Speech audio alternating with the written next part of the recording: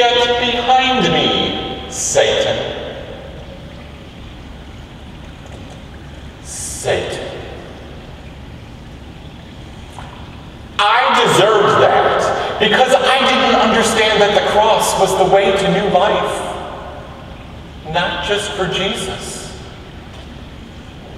but for all of us.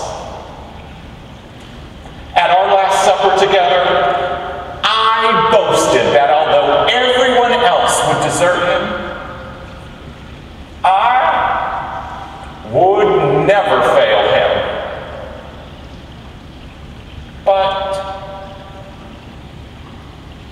I did fail him. I did.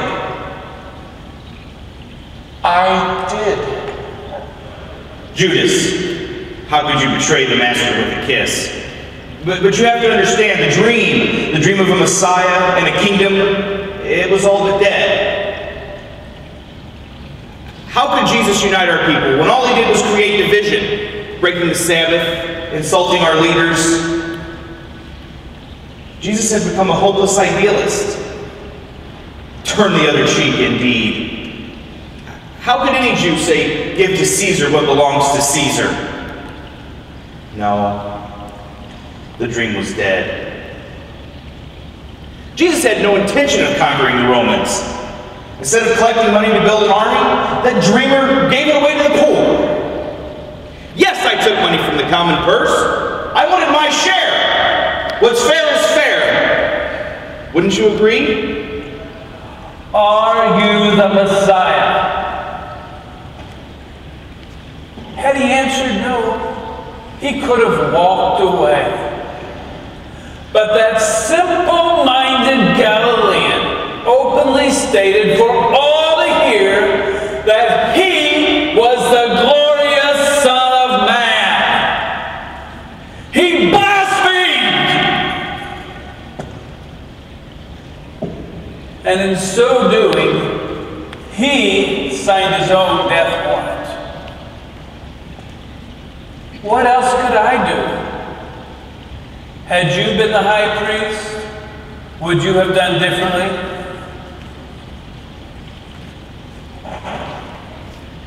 I watched him from a distance. I saw this strange look come over his face when he heard old Ben Rooster crow.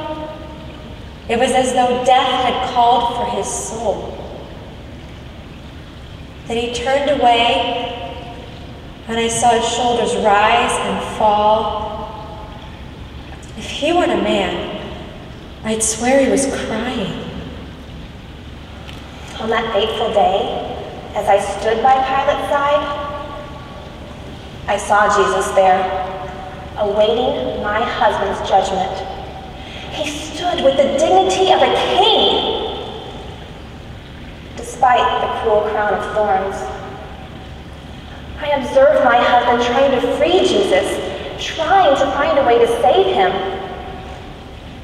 till he realized that sparing Jesus might mean a revolt by the Jews.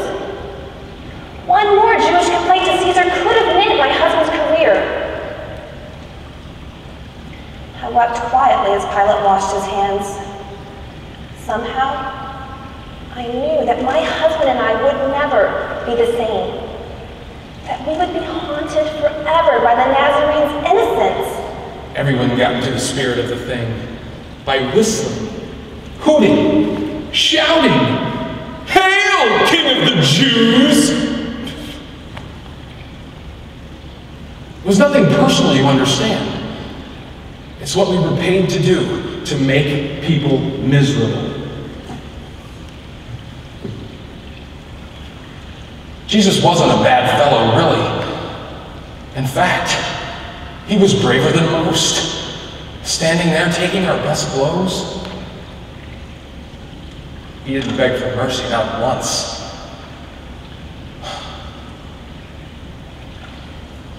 That's when they came and took him and made him king of the hill of Golgotha, that is. You get my drift? Jerusalem knew me. I was a hero in the eyes of many of my people.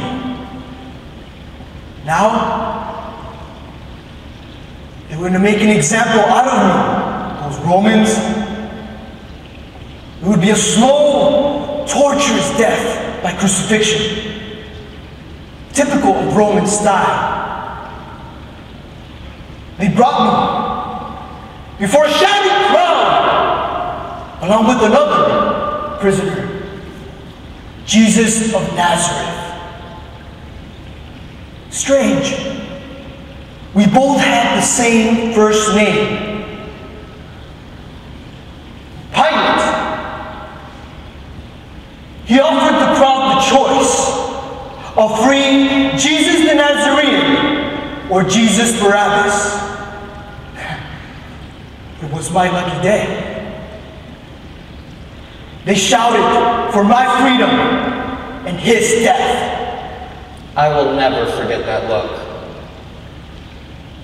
Suddenly, it was as if the cross became lighter, and my heart grew lighter too. Later, when my family and I became baptized as Christians, I had a golden memory.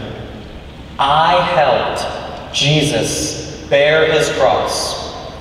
It turns out it wasn't bad luck on that day, but God's blessing in disguise. My life was changed that day I helped him bear his cross. What about you? Were you in that crowd that day?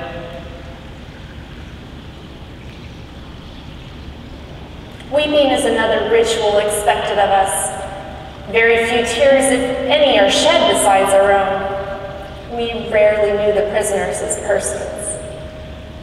Until we met Jesus. He was unlike any man we had seen carry a cross. Our leaders accused him of lying and blasphemy, yet others claimed he traveled around doing good wherever he went. Who am I to judge an ordinary woman? It wasn't until he stumbled and fell in front of us that I realized how savagely he'd been treated, and my tears became genuine. Suddenly, he spoke to us. He spoke as if he knew us personally. Do not weep for me. Weep for yourselves and your children. A shudder ran through my body. His words resounded like a prophecy. I don't know what he had done, but I knew he must be someone special. He was calling out to his God. It was his God he was clinging to.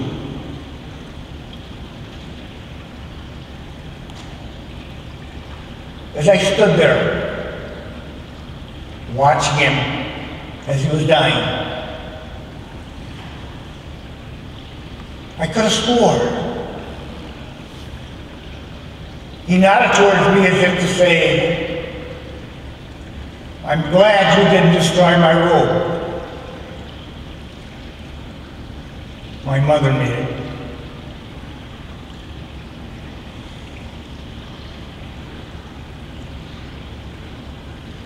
Probably all in my imagination. And yet, I couldn't think of wearing it or even selling it. Instead, I ended up giving it back to his mother. It was one of the few remembrances she had left of him.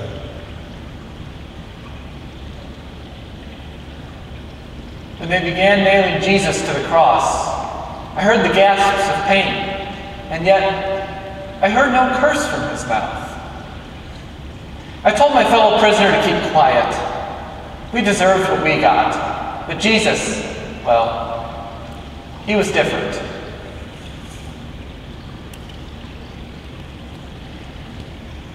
From the days of my youth, I was a liar and a thief. Later I became a professional who stole for a living and who murdered many Romans after joining the insurgents. The thought of right and wrong rarely passed through my head, but something in Jesus made me look at myself and face myself, maybe for the first time. People told me that he spoke of forgiveness, and that he mingled with the rough crowd, the sinners, and that he promised a better life in another world. I didn't understand his whole mysterious kingdom or how it would come about, but I believed in it. Before Jesus died, he made sure I was taken care of. He gave the disciple John the charge of taking me into his own home. And in a way, John was already like another son to me. The thought of losing my only son was overwhelming. But as I stood there with my sister and Mary Magdalene and the beloved disciple, I actually felt hope. Hope. Even in the midst of this biting pain was hope.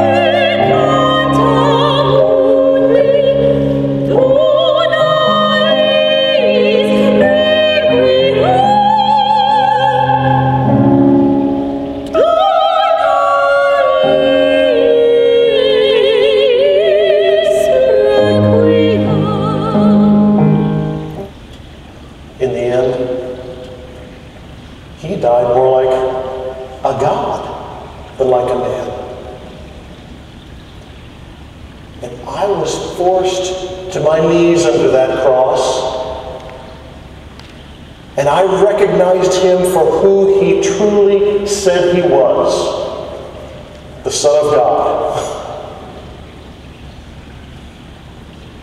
The Son of God.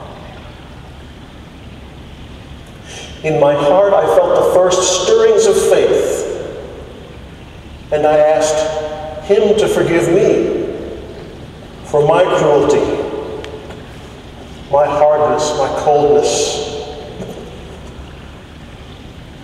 I did my duty. I was there when Jesus died on the cross. Were you there? Did you recognize him too?